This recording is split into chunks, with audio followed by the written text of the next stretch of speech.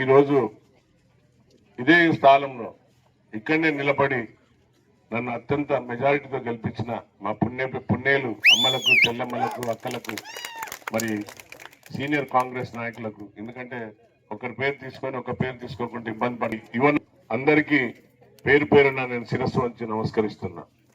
ఎందుకంటే ఒక విశ్వాసంగా, ఒక నిస్వార్థంగా నన్ను ఎలాంటి అరమరికలు లేకుండా మీరు అందరు నన్ను గెలిపించారు.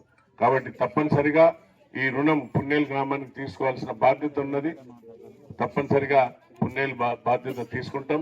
మరి కాంగ్రెస్ ప్రభుత్వం వచ్చిన అనతి కాలంలో ఎన్నో పనులు 10 ఏళ్లలో చేయని ఒక 2 సంవత్సరాలనే కాంగ్రెస్ ప్రభుత్వం ముందుకు తీసుకొచ్చింది. మరి సోదరులారా, డబుల్ బెడ్రూమ్లు ఎన్ని వచ్చినాయి? కేసీఆర్ డబుల్ బెడ్రూమ్లు ఈ ఊర్లోకి ఏమన్నా వచ్చినాయా? అమ్మా ఏమన్నా వచ్చినాయా? కేసీఆర్ డబుల్ బెడ్రూమ్లు వచ్చినాయా? మరి ఇందిరమ్మ ఇల్లు 36 ఇచ్చినాం. అంటే ప్రతి బూత్ చొప్పున నాకు 3,500 ప్రతి ఎమ్మెల్యేకి ఇస్తే దాన్ని నిష్పక్షపాతంగా ప్రతి బూత్ కు 12 చొప్పున నా ఉన్న అన్ని బూత్లకు ప్రతి గ్రామానికి వచ్చే విధంగా ప్రతి బూత్ కు, అంటే ఇక్కడ 2 బూతులు ఉన్నాయి కాబట్టి 3 బూతులు ఉన్నాయి కాబట్టి 36 ఇండ్లు ఇవ్వడం జరిగింది. సోదరుడు ఇప్పుడు ఇంకా ఎక్కువ అడిగిండు.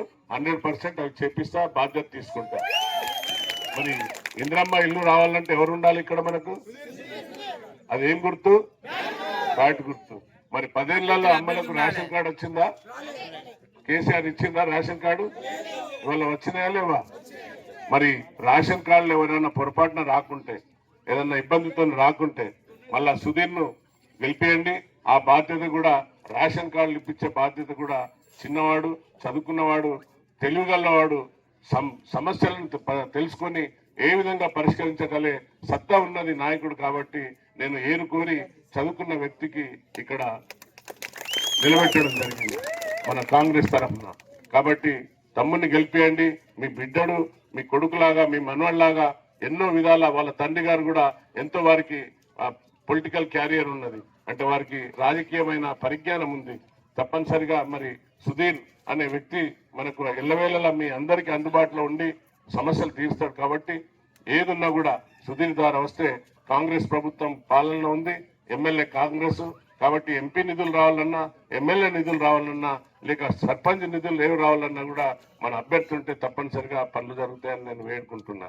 అలాగే మరి ఇందిరమ్మ ఇల్లు ఇచ్చినాం, మరి రేషన్ కార్డ్స్ ఇచ్చినాం 2 సంవత్సరాలనే.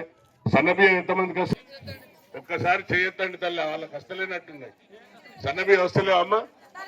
అన్న మీకు వస్తలేవా అన్న? ఒక్కసారి మీడియా సోదరులు ఒక్కసారి చూడండి, మా సన్నబియ్యం అందరు అమ్మ తల్లిలు అందరు తింటున్నారు. Local to global news at your fingertips. మీ చేతిలో ఒక ఆయుధం. Download Raw TV app. Media legend Ravi Prakash is back.